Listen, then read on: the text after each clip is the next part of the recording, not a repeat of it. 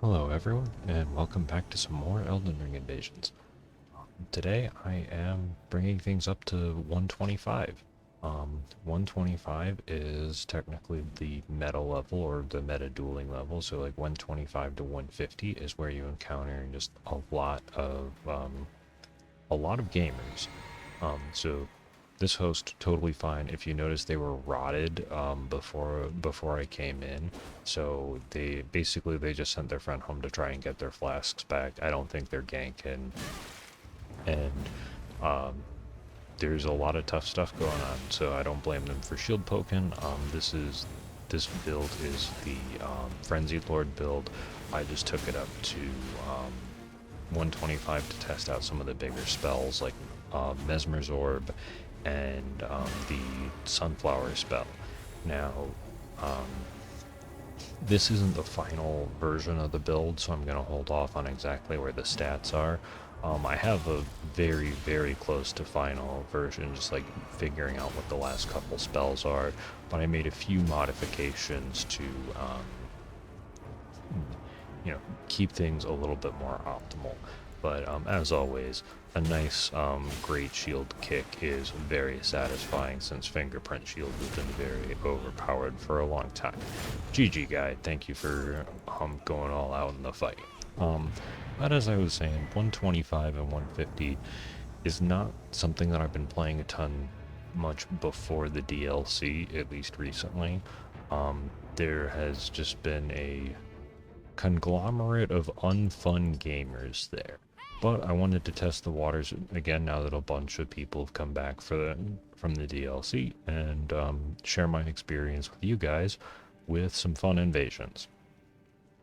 So I like to focus on the positives on this channel because we're here for entertainment and fun and relaxing times. So yeah, so Messmer's Orb cost is 60 faith and has 2 slots. The hyper armor, I think the second half of the spell, like after you do the charge, it has really good hyper armor. However, there's not really good hyper armor on the startup, like it takes a little bit. But the damage on it is really good. So it's very easily become one of my new favorite spells of the DLC. And yeah, Great Sword of Damnation, even though it's a little bit bugged on the grab, is one of the tamest bugs this game has ever experienced. So still loving that. Here I'm gonna try and get the host off. However, they're quite cautious and they tried to ledge me with their jar cannon. Actually, I think they're using I forget what Rabbit's cannon, I think is what it's called. It's the one where if you're locked onto someone, the ballista bolts home in.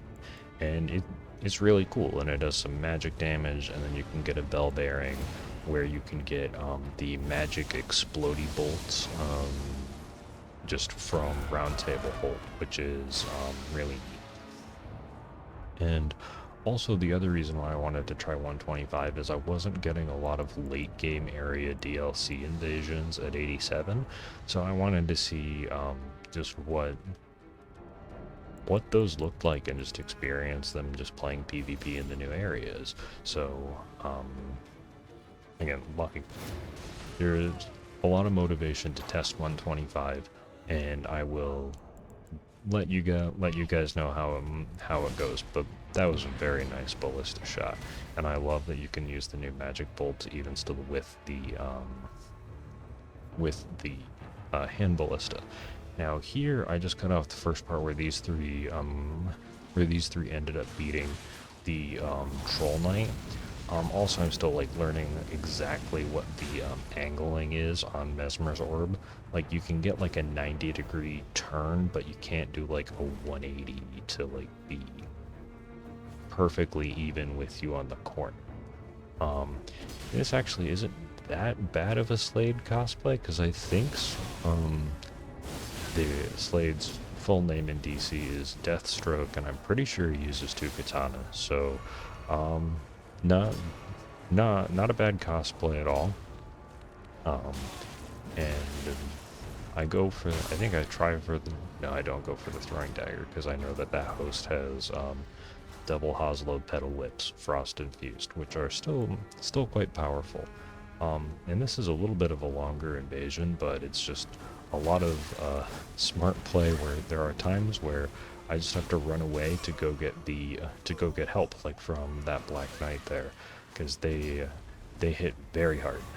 Um, and as you heard there, I got the host with the back end of the Ash of War, and that Death Knight lightning just that hits so hard. And so here basically I'm just like, I have to deal with the range of the whips. I don't have very much poise on this build because I'm mostly prioritizing the stats for the weapons, so I can't really like walk forward through that. And even with that, sometimes the status procs like bleed and frost can still pull you out of attacks. So I am in a little bit of a bind because these two still have the opportunity to just wail on this knight, even though he hits incredibly hard. And I think the final explosion on Messmer's Orb also has increased radius if you can get it fully charged. And the charge time does take a little bit, but you can do like 1,000 damage with it. Well, I think the final setup is a little closer to 1,000 damage with it. But with this current fashion and weapon setup, I think it does close to like 800, which is pretty good. Very worth it in terms of casts. And I really like the Blue Blessed Dew Talisman because it gives me like so many opportunities to just like have a free Bestial Vitality and the longer invasions. Now here, at first I think, oh, this is great. There are dogs here. I can probably set up a very good ambush. However, this host and phantom have a very good amount of damage. So even though theoretically I could ambush them here with the dogs are not very strong and are likely to go down quite easily. So as soon as the host and phantom drop in, and I'm just like, this is a bad idea because I don't really have a good escape to the rest of the level because of the ladder choke point that I'm about to go up that I think I've showed off in a couple previous videos. So here I prioritize just getting up the ladder to the rest of the level rather than taking that opportunity for an ambush, and I'll set up an opportunity up here with really good success, as you're about to see. And this is also going to highlight how well Messmer's Orb does with knockback. It's really nice. I don't know if I set up another Bestial Vitality again here, but as you can see, like my FP already went back to full for when I cast it last. So basically, I'm getting a lot of recovery during the downtime in this invasion. Alright, and here are the host and the phantom, and this is the power of a fully charged Messmer Orb without even like the full setup.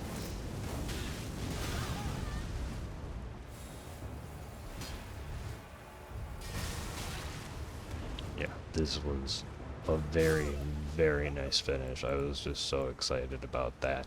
And as you can see, because I did well with the ambush, I think I startled them, and they ended up like casting Flame Grant Me Strength twice. So, though I think I did really well in startling them. Now here, I personally very much enjoyed this invasion. This is a solo Taunter's Tongue host. Nothing wrong with that. I think they're just playing the level. However, they are in a very dangerous spot for everyone due to this being effectively a giant death trap of gravity. and they have collapsing stars. So the first thing I do is I go find my weapon with Endure, which is in this case an axe that I didn't upgrade all the way to at least plus 24. Um, so basically, I have a small axe with Endure on it to help me get through collapsing stars, and and a prayer to get up onto the same level as them so I can try and knock them down, either with emit force or anything else. And also, at this point, I'm not entirely sure what their melee range setup is. So, I'm, yeah, because I think I don't know it right now, but they have frost-infused twin blades, which are very strong. So, basically making melee quite difficult. So they absolutely have the setup advantage here. However, I am very experienced at throwing people to their death with gravity, from lots of from a variety of community PvP events, as well as, yeah, as you can see, like that twin blade absolutely melts my health, and I don't have the hyper armor and stuff to trade into it. So here, I just flee. But I am not giving up, and I am absolutely going to do my best to throw this host to their death miles below in the bottom of the storehouse. In here, I know I have Rabbit's cannon, but it's much more reliable for me to aim at the side of the railing, at the side of the beams, to try and just have the overall, so I can get a better angle on the knockback. And I'm also not trusting Rabbit's cannon to hit exactly, like, I don't want it to like whiz past, miss, and then just like miss the beam entirely. So I'm just using manual aim with the hand ballista in this particular case. And so the hand ballista has a long recovery time, unlike great bows. So, like, golem arrows are probably the way to do this, but if you're doing this either without farming or drops or anything, endure into a ballista can get the job done. And so you can see there, I just endured the collapsing stars. There I dodge rolled because I didn't want endure to run out before I could reapply it. Here I'd pull out something risky, don't endure, fall to my death, but look at the top left. Bye, host. And victory is mine. Do not challenge me to a game of ledging. I will toss you off the side. So here is the beginning of some Liurnia, Taunter's Tongue, TT. I don't think these guys are ganking, it's just this is an early game area, so the PvE is not that much help. Basically, I need a teammate, and these guys are just a little bit of distraction. However, this first teammate is, they are a respectable teammate. They give it their best shot. However, they die pretty quickly. And I say that they are respectable because unfortunately I've been running into a lot of traitor reds, which are invaders that attack other invaders unprovoked. And that is unfortunate because it's not often in Elden Ring that you get co-invaders. So for the most part, work together. So now basically it is back to a 2v1. They've cleared out the camp, and I am pretty much forced to do a pretty big retreat, because also the Phantom is using the Fire Knight's Greatsword, which is a colossal sword, despite the name. And so basically they can bust me out of whatever attack they want to at melee range, and the host is a hybrid caster for for incantations. So basically they have a very strong melee and ranged option. So fighting the 2v1 is one of them will always have the opportunity to attack me. But I get another co-invader, this time one who is a little bit more experienced at staying alive. So this actually separates the two of them to become a 1v1. And there I think they're using Enchanted Shot or Mighty Shot or something. But now that there's actually separation between the host and the phantom, we just get to go all in on going after this person. And granted, they've got some poise, they've got an ultra great sword, but I have quite the array of stuff that I can use as well. In addition, as you can see, even though we're standing in water, Fire Serpent deals a good amount of damage. And oh yeah, that misses. But that's alright, because just on the Revenants actually really helped there. Just stunning the Phantom long enough for me to get a nice drink. And there I get a couple nice roll catches, wait for the attack chain to come in, and dodge the Ash of War. I'm not sure why they didn't do the follow-up, because I think that's a little faster, and then I catch them with the Frenzy Laser as they're running away. So now I can go help out my teammate. So this one was just GG Phantom, strong setup, fun fight. So now it is me, my teammate, and the host. And even though the host has a very solid build, the 2v1 situation is reversed, and the host has to worry about all the NPC enemies.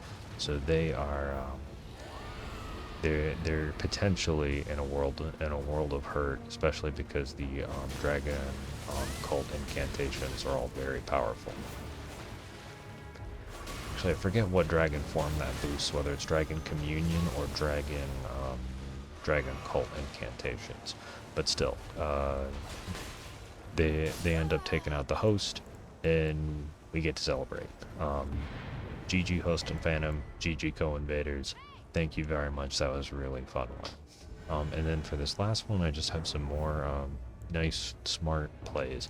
As you can see, at metal level, there's a little bit like Elden Ring probably has overtuned burst damage, meaning that everyone dies really fast, whether it be to NPC enemies in just single player or co-op, or in PvP. This is just a very high damage game. And that was just a very nice retreat grab, and now the Horned Warrior is able to get in on the fun. And now here is one of the angled Messmer's orb, where it was able to track a little bit and explode, hitting two of the three on the host side. And now this is just going to be some really amazing roll catches and dodges to finish things up.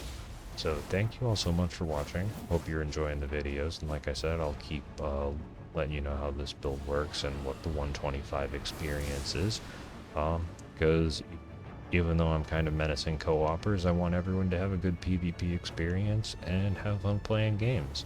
So as I comment a little bit more towards the end, I'll give you all a very early, I hope you all have a wonderful day. Thank you so much for your time and enjoying this video.